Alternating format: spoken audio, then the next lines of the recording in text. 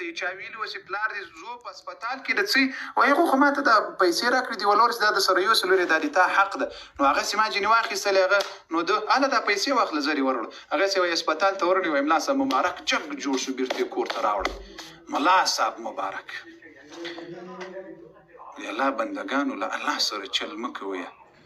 لا د ځوانانو ته چې کله تاسې پلاران سئ د پلرونو چل مو بیا له اولاد سره مه کوئ لکه تاسې پلرونو سره کړی وي صحیح ده ته دې بیا لور ته حق ورکړه په نکاح کې زوی ته دې حق ورکړه په نکاح کې رسول الله وایي رسول الله صلی الله علیه وسلم وایي د ځوان دپاره دا جایز ده چې لاړ سي خپله هغه نامزادګۍ مخکې چې نامزادګي اوسي وي ګوري یا جلي دغه خپل ځوان په خپله وګوري دا شریعت حق ورکړی ده داسې ما ورته مفسد یو د ما ورته جامعه مفسده ده او فسادي ده له فساده ډکه ده له عیبونو له شرمونو ډکه ده دا خو ما ورته ګناه ده عمر رضی الله عنه خپل زوی ته واده کوي د صحابي کري ورځي دروازه ورته کوي زوی هم ورسره ده هلته هغه صحابي او لورې مخې ته ورته راځي وایي غواړم د تا د دغه لور چې دا در سره ولاړه ده د دغې لور دغه زوی ته نکاح وکړمه وایي یا امیر المؤمنین د ما خو خوښه ده دوی زوی ته وایي بچی خوښه دې ده هغې نجلۍ ته وایي خوښ دې ده کله چې ویل وایي امین برحمتک یا رحمن واده یې سول ولیمه یې جوړه کړه نکاح یې وسو دماغ له واده نه مخکې چې زوم د خو سر په کوڅه کې تېر سي ټک پې کوي ولي رواج ده داسې به ذلیله یو داسې به تباه یو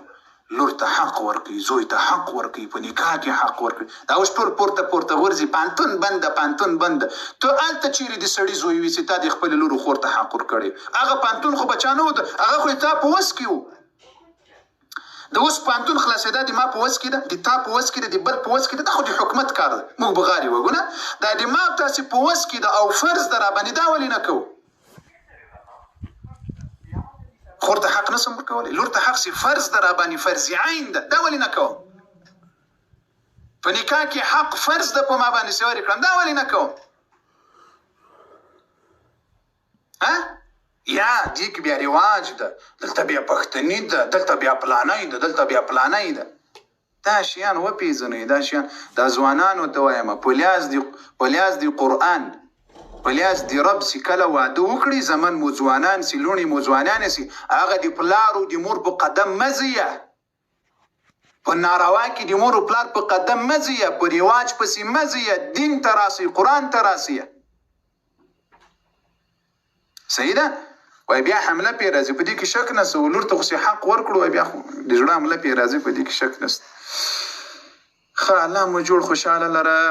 قدرمن سي وای و ترخه به حقیقت به وایي د ژوند خوا مه بدوئ ښه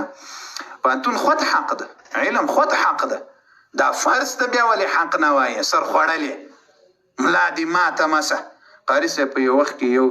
سړی ولا داسې بل رقم سړی وي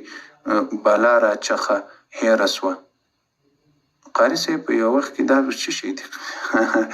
دلته خو کوي آیا ښه قاري صاحب ښه پښتنه کال جګ قاري صاحب والله داسې